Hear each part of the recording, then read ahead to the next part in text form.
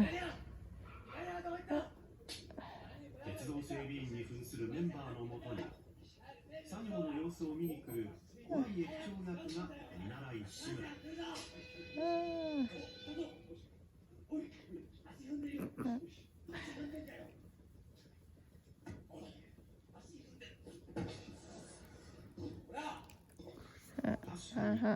客席の笑い声が変わらない。もう笑顔がもう引きつってるとか余裕がないというか、一生懸命やってるのはそれは空回りしてる自分の姿を見て、